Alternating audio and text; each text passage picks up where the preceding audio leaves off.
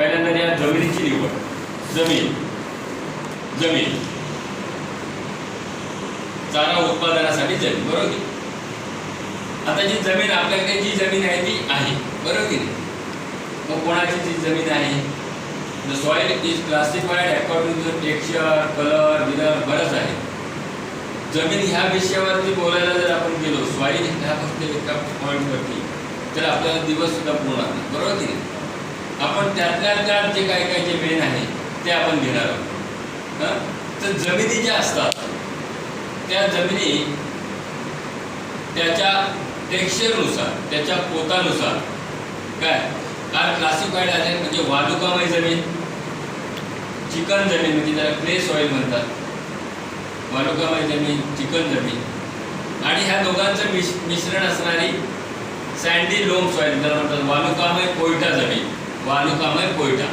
म्हणजे आम्ही प्रत्येक वेळेला म्हणतो, म्हणजे सगळेजण सांगतात की कोणत्याही पिकाला, नॉट फॉर द फॉडर, कोणतेही पीक घ्या, तर एकदम त्या चिकन जमीन निवडली, समजा सपोज चिकन जमीन जर निवडली तर त्याची ऑटोमॅटिक कॅपॅसिटी जास्त, म्हणजे त्याला पाणी येणं म्हणजे खाली तिचा निचराच होतो.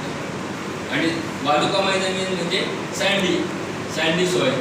कोकणात बऱ्याच ठिकाणी सँडी सॉइल आहे, म्हणून वरून किती पाऊस पडला तर बघतो आपण तर पाणीच नाही कुठं थांबतो. आलं लक्षात ना, जातो कुठेतरी पाऊस, आलं लक्षात ना. म्हणजे तिथं असं पाणी असं साचलेलं वगैरे दिसत नाही. वालुकामय जमिनीचे हे आहे की फास्ट ड्रेनेज, जलद निचरा होतो. मग ह्या दोन्ही एक्स्ट्रीम सॉइल आपल्या दृष्टीने धोकादायक आहे. म्हणजे एकदम निचरा झाला तर आपल्याला पाण्याचा खर्च करावा लागेल, आणि जर पाणी साचून राहिलं तर आपलं क्रॉप येणार नाही. तर त्यामुळं मधला जो प्रकार असतो, जनरली आम्ही म्हणतो सँडी लोम सॉइल, हा लक्षात ना, ही जमीन निवडावी. किंवा क्ले लोम सॉइल ही जमीन निवडावी. लोम म्हणजे पोयटा असणारी जमीन निवडावी. तुम्ही कोणतेही पुस्तक तरी हे केलं ते तुम्हाला बघा काय वालुकामय पोयट्याची जमीन निवडावी, प्रत्येक याच्यामध्ये असते. पण मग असेच मी म्हटलो की तुमची जमीन वालुकामय असू शकते, चिकन असू शकते, बरोबर की नाही. मग ती ह्या कंडिशनमध्ये, ह्या टेक्स्चरमध्ये आणण्यासाठी आम्ही शेतकऱ्यांना काय सांगत असतो की तुम्ही जास्तीत जास्त त्याच्यामध्ये सेंद्रिय काय पदार्थ जास्त टाका. म्हणजे कोणती जमीन असू दे, तुम्ही ऑर्गॅनिक मॅन्युअर्स टाका. दॅट विल बी, म्हणजे विल कम इन दॅट लोम स्टेजमध्ये, पोयट्याच्या स्टेजमध्ये. आलं लक्षात ना. म्हणजे जलद निचरा पण होणार नाही आणि जास्त जमीन ठेवणारी नाही. जेवढं आवश्यक पाणी आपल्याला लागतं तेवढं आपल्याला पिकाला देता येईल. Got it. हा जमिनीमध्ये. नंतर जमिनी आपल्या pH जो असतो, ज्याला मराठीमध्ये सामू म्हणतात काय, त्या सामूच्या अनुषंगाने जमिनी आपण काय म्हणतो, एक आहे आम्लधर्मी जमीन, सलाईन सॉइल त्याला म्हणतात, त्याला खारवट जमिनी, शारपट जमीन दुसरा शब्द, होय की नाही.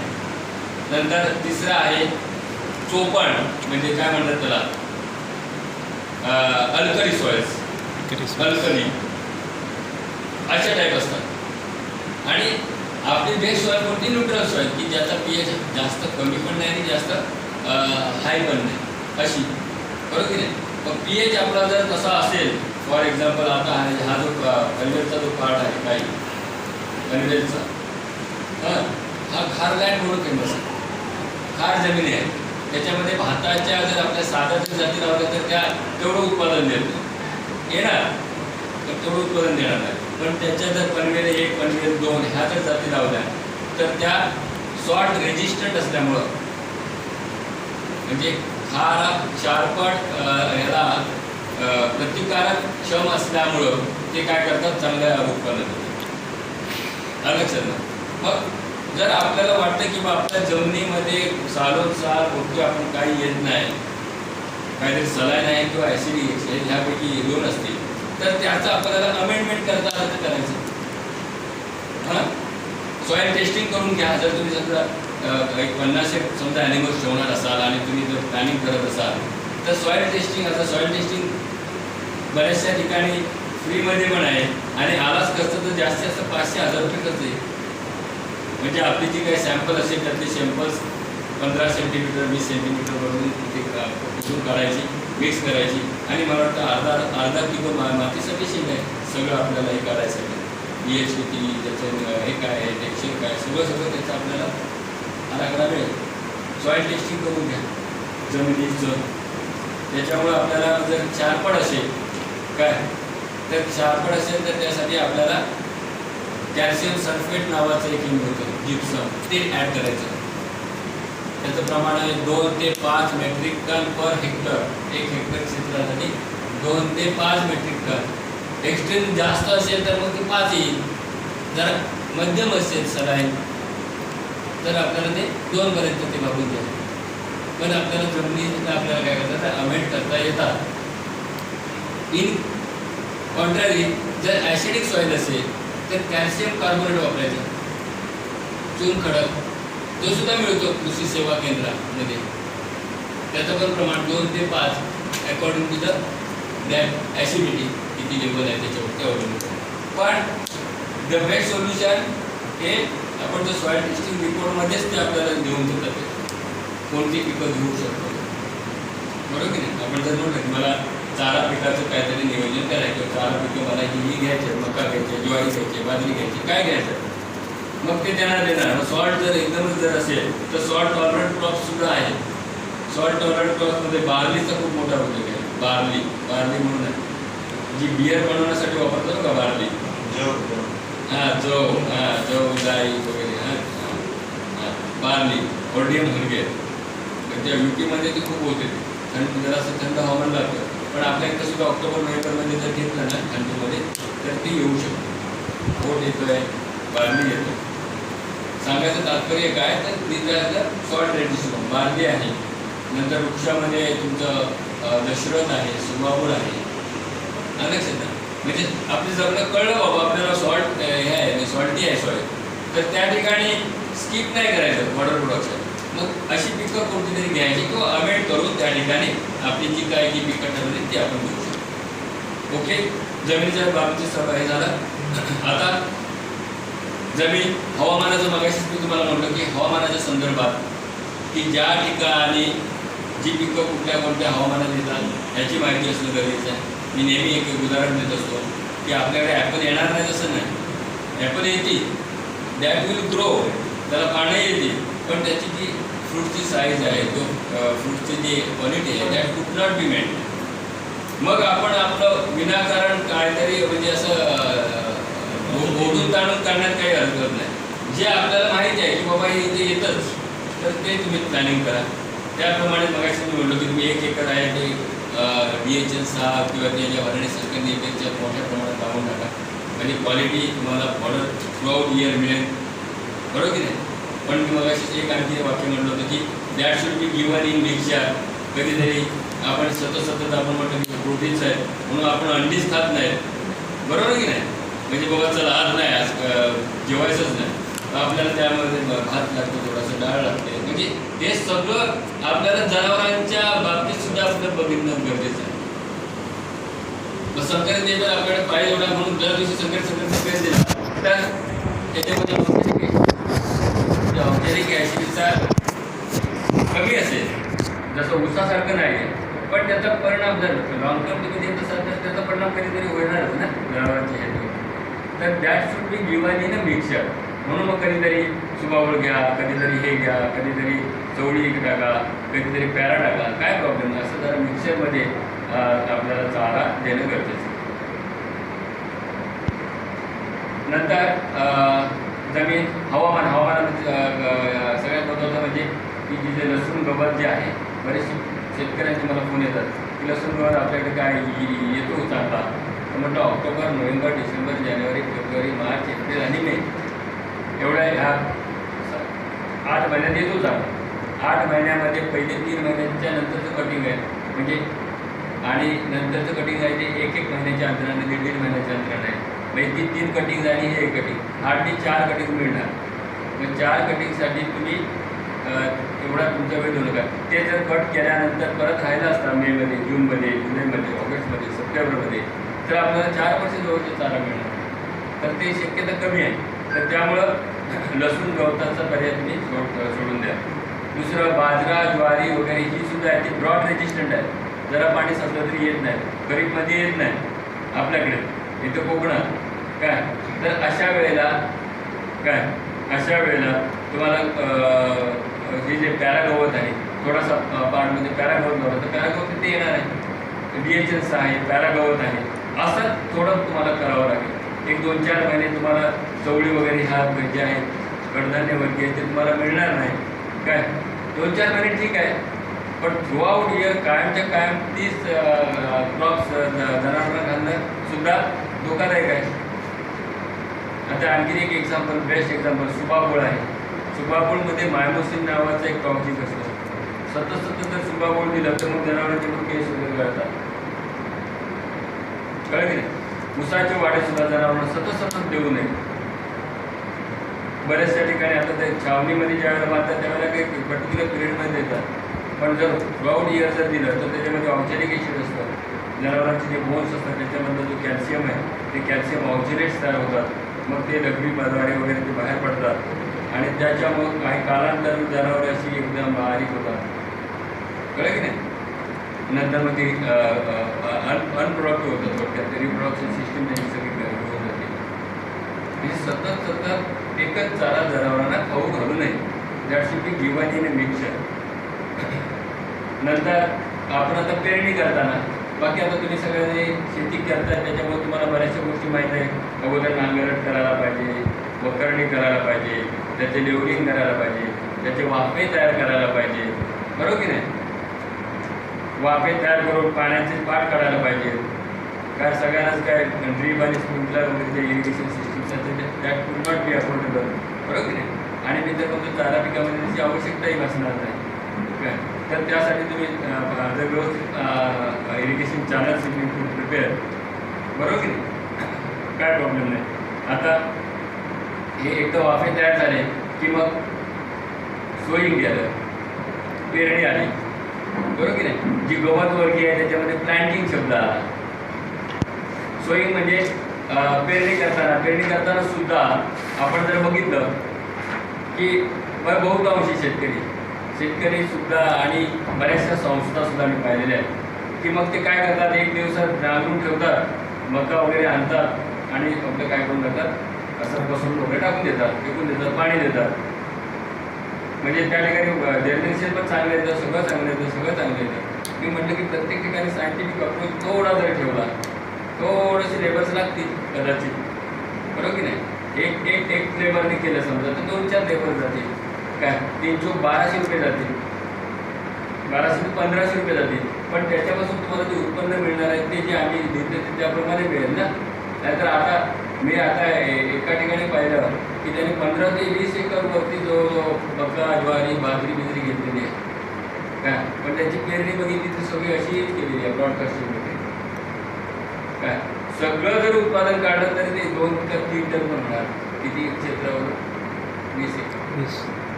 मला काय म्हणायचं की म्हणून की दॅट शुड बी व्हेरी म्हणजे प्लॅनिंग नाही करायचं. म्हणजे त्याचं जे सेंटीमीटर अंतर आम्ही जे काय सांगतो त्या अंतरावरती करा, डिपलिंग करा, ड्रिलिंग करा.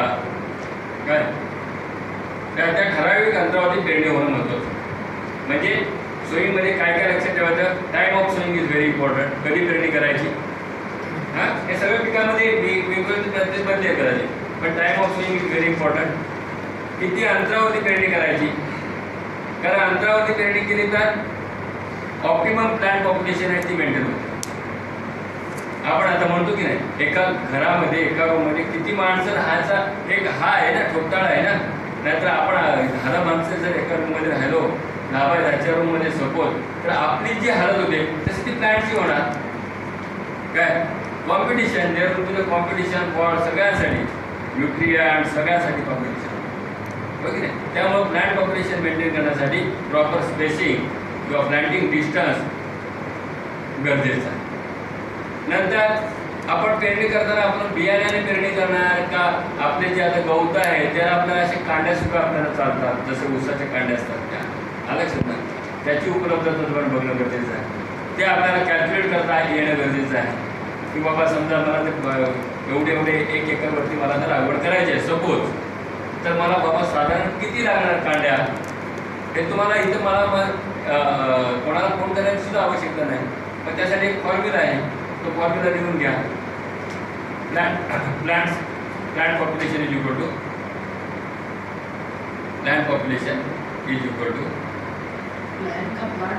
प्लांट्स म्हटलं तरी चालेल, फक्त प्लांट्स म्हटलं तरी plants is equal to number of plants is equal to म्हणजे आपल्याला किती ते कांड्या लागणार किंवा किती झाडं लागणार. कधी कधी आपण ते सांगतो हे आणतो ना, रोपच आणतो नर्सरी, बरोबर की नाही. मग प्लांट पॉप्युलेशन शब्द म्हणा. Plant population is equal to area equal to area divided by spacing. Area म्हणजे क्षेत्र भागिले स्पेसिंग म्हणजे अंतर, म्हणजे दोन रोपातलं अंतर, दोन ओळीतलं अंतर, स्पेसिंग म्हणा त्याला, SPACING स्पेसिंग. एक उदाहरण म्हणून मी सांगतो.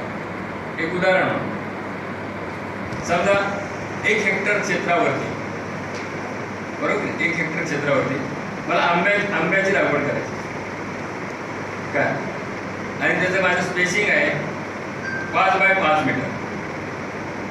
5 बाय 5 मीटरवरती लागवड करायची. मग हे सगळं टाका बघू मी जे सांगितलं त्याप्रमाणे. क्षेत्र दिलं तुम्हाला 1 हेक्टर. 1 हेक्टर म्हणजे 10,000 स्क्वेअर मीटर द्यावं.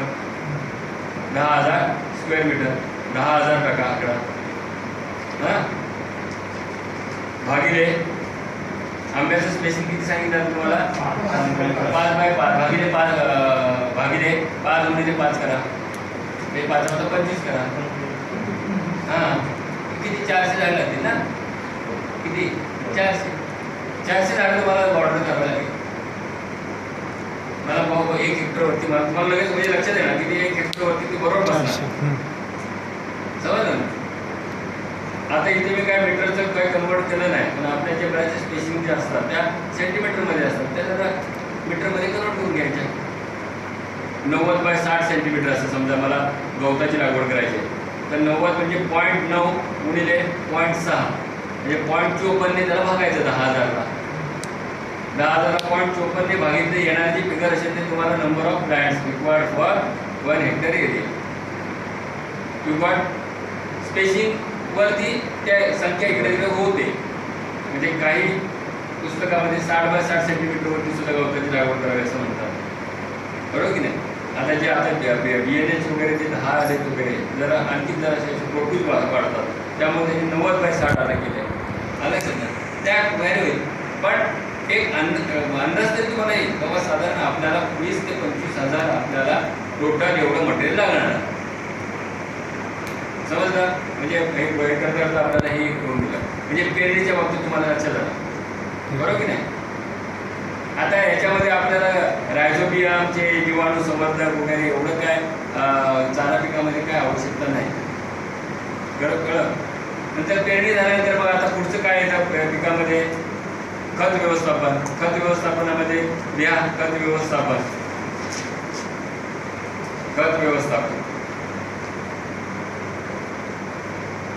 आता खत व्यवस्थापनामध्ये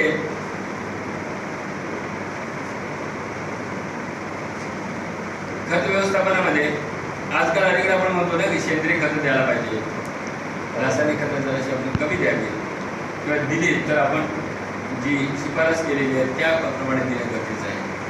त्याच्यामध्ये आता मग अशी मी म्हणतो की रायझोबियम सारखे जे जैविक खतं जी आहेत, जीवाणू संवर्धक आहेत किंवा जैविक खतं आहे, लक्षात ना, ही सुद्धा आपण जर दिली तर आपल्याला काय होईल की आपल्याला निसर्गाचा समतोल सुद्धा राखता येईल आणि we can sustain the productivity, म्हणजे प्रोडक्शन सुद्धा चांगलं मिळेल आणि जमिनीची हेल्थ सगळ्यांचीच हेल्थ चांगली राहील, बरोबर नाही.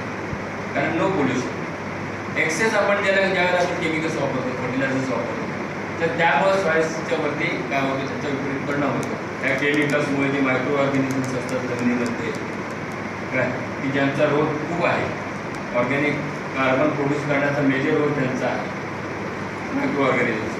तर ते जर आपण केमिकल मारल्यानंतर ते मग गेल्यानंतर तिथं कायच होणार नाही, लक्षात ना. म्हणून आपण काय म्हणतो की तुम्ही यू ज्युडिशियसली मॅनेज द फूड, म्हणजे not only in the fodder, in all the crops. म्हणजे शक्य होईल त्या ठिकाणी जास्तीत जास्त सेंद्रिय खतं टाका, जास्तीत जास्त जैविक खतं टाका, जास्तीत जास्त तुम्ही आपल्या रिकमेंडेड शिफारस केलेली जी मात्रा आहे ती द्या, लक्षात ना. तर मग जरा आपल्याला काय होईल, आपल्याला जमिनीचं सुद्धा स्वास्थ्य मेंटेन ठेवते. आता आपल्या पिकाला जर म्हटलं बघितलं तर 16 अन्नद्रव्य आवश्यक असतात. The 16 elements are said to be essential for the growth and productivity of the crop. 16 आम्ही तर म्हणतो 16 सोडून द्या, फक्त 3 तरी जे आहेत आपले नत्र, स्फुरद आणि पालाश, ही 3 जरी दिली तरी सुद्धा आपल्या बरोबर सर्व होते. नत्र, स्फुरद आणि पालाश हे जे आहेत नायट्रोजन, फॉस्फरस आणि potash, these are called as the major nutrients. Major बाकीची काय काय जे आहे ते मायक्रोन्युट्रिएंट्स आहेत, असेसरी न्यूट्रिएंट्स आहेत. आलेच ना, मी त्या वरती डिटेल नाही आता बोलत आहे, फक्त त्याच्यामध्ये मी सांगितलं नायट्रोजन, फॉस्फरस आणि पोटॅशचा रोल हा मेजर असतो. त्याच्यामुळं ती देणं अत्यावश्यक आहे. That should be given either through organic manuals द्या, त्याच्यामधून द्या, रिकमेंडेड फर्टिलायझर डोस आहे त्याच्यामधून द्या, पण ते आपल्या पिकाला मिळणं गरजेचं आहे. त्याच्यामध्ये जे बाकीचे मायक्रोन्युट्रिएंट्स आहेत, आता अलीकडे आपण म्हणतो ना काय ते बायो फॉर्टिफिकेशन हा एक शब्द आहे बघा ना, झिंकची डेफिशियन्सी आहे आपल्या पीकमध्ये, लक्षात ना, त्या झिंक म्हणजे झिंक आपल्या मुळातच जमिनीत डेफिशियन्सी असल्यामुळं त्या आपण जे गहू वगैरे खातो त्याच्यामुळं मग बरेचसे आजार वगैरे काय काय आता आर्टिकल जर आपण वाचले ते बायो फर्टिफिकेशनवरती काय, त्यासाठी आता म्हणतात की झिंक सल्फेट वगैरे टाकत जावं जमिनीत वगैरे काय. पण हे आपलं अन्नधान्य पिकामध्ये ठीक आहे, आपल्याला ह्या चारा पिकांमध्ये प्रामुख्याने नत्र, स्फुरद आणि पालाश याची आपल्याला मात्रा देणं गरजेचं आहे. म्हणजे तृणवर्गीय जी पिकं असतात, तृणवर्गीय पिकं असतात त्याच्यामध्ये नत्राची मात्रा जी असते ती जरा मोठ्या प्रमाणात असते, नत्र खताची मात्रा. कारण काय करतो ते आपण स्प्लिटमध्ये देत असतो. सिरियल्स जे क्रॉप्स आहेत, तृणवर्गीय जी पिकं आहेत, they don't fix up the atmospheric nitrogen. का ती मात्रा मोठी आहे? कारण त्यांच्याकडे कॅपॅसिटीच नाही हवेतला नत्र शोषून घेऊन ते फिक्स करणं, हे त्यांच्या आवाक्याच्या पलीकडचं आहे. However, legume crops have got the ability to fix up the atmospheric nitrogen because of the presence of the rhizobium or root nodules. Root nodules असतात, तुम्ही बघा कधीतरी एखाद्या legume crops काढून चवळी काढलं ना, असे गाठी दिसतील तुम्हाला काय, तर त्याच्यामध्ये रायझोबियम बॅक्टेरिया असतात आणि ते हवेतला नत्र वगैरे करतात. त्यामुळे लेग्युममध्ये नत्र ही जी मात्रा आहे खताची ती बघा तुम्ही अभ्यासात, तुम्हाला अभ्यासाने कळेल की नत्र हे खूप कमी द्यावं लागतं. म्हणजे मी समजा चवळी घेत असेल तर मला 25 किलो नत्र द्यावं लागतं.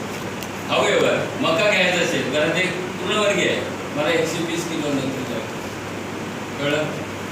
त्यामुळं लेग्युम क्रॉपचा जो आहे स्प्लिटमध्ये देण्याची आवश्यकता नाही. आहेच तर किती 25 किलो तर एकदाच आपण त्यावेळेला पेरणीच्या वेळेला किंवा लागवडीच्या वेळेला देऊ टाकू. पण इकडं जी नत्र खताची मात्रा आहे, बेसिकली नत्र जे खत आहे, नत्राची मात्रा जी आहे ते आपण युरियामधूनच देतो. युरिया हेच आहे, युरियामध्ये 46% नत्र असतो. काय युरियामध्ये किती आहे? 46% नत्र आहे. मी एक एक्झाम्पल फटाफट घेत, तुम्ही फटाफट सोडवलं तर मला बरं वाटेल.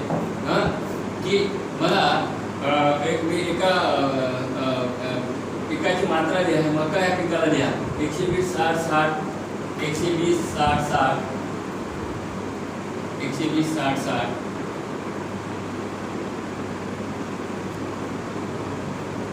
किलो प्रति हेक्टरी नत्र, स्फुरद आणि पालाश, नत्र, स्फुरद, पालाश अनुक्रमे. हा म्हणजे समजलं ना.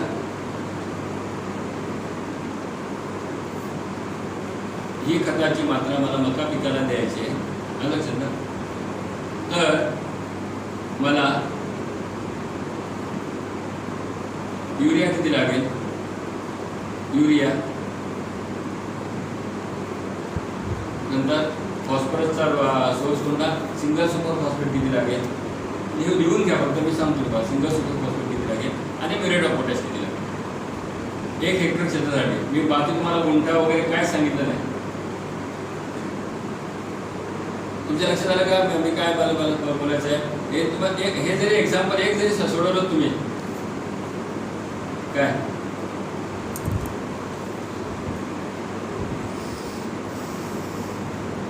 हां, आता त्याच्यामध्ये तुम्हाला काय इन्फॉर्मेशन नाही याच्यामध्ये, एक द्या खाली द्या. युरियामध्ये 46% नत्र असतं. युरिया 46. कंटेन्स और युरिया सप्लाय 46% नायट्रोजन. सेकंड घ्या.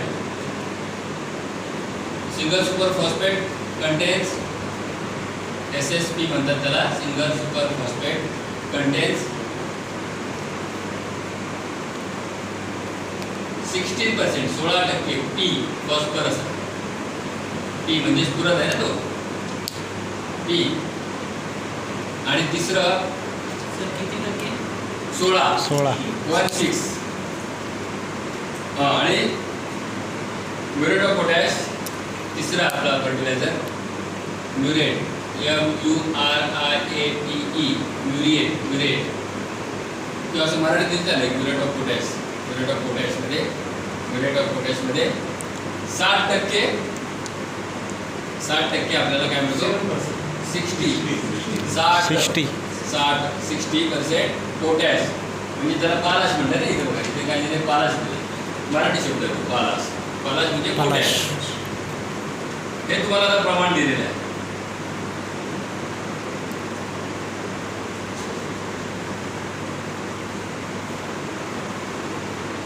तर आपल्याला किती 120, 60 द्यायचा आहे. मग आता त्यावेळेला तो पेरणीच्या वेळेला 60 द्यायचा, नंतर 60 द्यायचा, ते दॅट इज डिफरंट. पण आपल्याला युरिया आणून ठेवला एकदा, मग किती 120 प्रमाणे आपल्याला युरिया हवा. मग कधी द्यायचं ते आपण देऊ मोजून, बरोबर की नाही? मग त्याची रिक्वायरमेंट आपल्याला काढता आली पाहिजे. आता ही मी फर्टिलायझर दिली, उद्या तुमच्याकडे ही फर्टिलायझर अवेलेबल नसतील, सपोज डायअमोनियम फॉस्फेट असेल, तर त्याचे जे प्रमाण लिहिलेलं असतं तिथं. हा एकदा फॉर्म्युला तुम्हाला कळला कसं कॅल्क्युलेट करायचं, मग तुम्ही कोणती फर्टिलायझर आली तर तुम्ही करणार काय. समजा सपोज सुफला असेल तर सुफलामध्ये 15-15-15 नायट्रोजन, फॉस्फरस आणि potash. By chance suppose in your locality if these fertilizers are not available suppose, आणि तुम्हाला देणं गरजेचं आहे समजा, तर तुम्ही कोण आहे? सुफला आहे तुमच्याकडे, तर सुफलामध्ये तुम्हाला हा एकदा कळलं तुम्हाला कसं कॅल्क्युलेट करायचं, तर ते सुद्धा येणार. इझी आहे, कळलं की नाही? आता कसं कारण मांडणार कसं? एक फक्त युरियाचं घेतो आणि बाकीचे जे 2 आहेत ते तुम्ही नंतर मधल्या सुट्टीत वगैरे कॅल्क्युलेट करा. केजी पे रहता है सर. हाँ, ये पर केजी पे रहता है जितना परसेंट लिखा है आपने. नाही पर्सेंटचा अर्थच काय होतो? काय का पर्सेंट म्हणजे काय? अगर वो खेत में डालने का रहेगा तो किलो के हिसाब से नहीं, इसके मैं क्या बोल रहा हूँ, व्हाट परसेंटेज व्हाट कि 100 ग्राम सपोज आपने 100 ग्राम सपोज निकाला तो 46 ग्राम वो नाइट्रोजन देगा. 100 ग्राम का रहेगा 1 kg रहेगा 46%. 100 kg उसमें किलो के हिसाब से जो भी है उसमें जितना रहेगा उसमें 46% उसमें देखा. मग आता एक स्टेप घ्या खाली फटाफट होणं पाहिजे, आपल्याला वेळ कमी आहे. 100 किलो युरिया असं द्या, शुद्ध मराठी द्या. 100 किलो युरिया. हां असं डॅश करा, बाण करा तिकडे, म्हणजे हे करा, बाण करा तिकडे. हां 100 किलो युरिया ज्या वेळेला आपण जमिनीत टाकतो, आलं लक्षात ना, तर आपल्याला किती नत्र मिळतं? 46 किलो नायट्रोजन द्या त्या बाणाच्या एंडला. 46 किलो नत्र, बरोबर झालं. हां आता नत्र जिथं लिहिलं आहे 46 किलो नत्र, तिकडून बाण फिरवा. 46 किलोच्या नत्राच्या खाली द्या 120 किलो नत्र द्यायचं ना आपल्याला. हां खाली 46 किलोच्या बरोबर खाली द्या 120 किलो नत्र लिहा फक्त, आणि तो बाण तिकडे 100 किलो जे युरिया आहे तिकडे नेऊन घ्या. 100 किलो युरियाचे तिकडे घेतला गेला, आणि तिथं क्वेश्चन मार्क करा, एक्स म्हणा, बरोबर की नाही? सोडवा बघू आता. तिरकस गुणाला गुणाकार, बरोबर ना?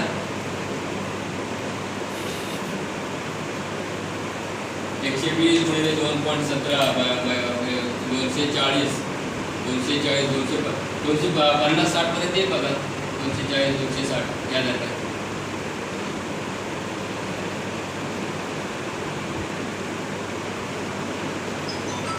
किती आला? 2.7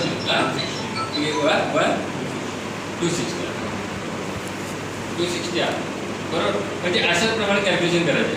लोक काय करतात 100 मध्ये 46 देतात आणि त्याच्याच काढायचे 120 मध्ये किती असं करतात तर ते चुकीचं आहे. नंतर जर 46% हे 120% टाकायचं आहे तर आपल्याला 260 किलो टाकायला लागेल. 260 किलो ज्या वेगळ्या टाकायला त्यावेळेला 120 बरोबर. यू गॉट म्हणजे मला काय म्हणतो तुम्हाला समजलं खूप झालं. आता उरलेले जे आहेत SSP आणि मिरोडापोटॅश त्याचं तुम्ही नंतर ते करा. ओके चला आपण खताचं व्यवस्थापन आता बऱ्यापैकी बघितलेलं आहे. नंतर नेक्स्ट पॉईंट आहे तण व्यवस्थापन.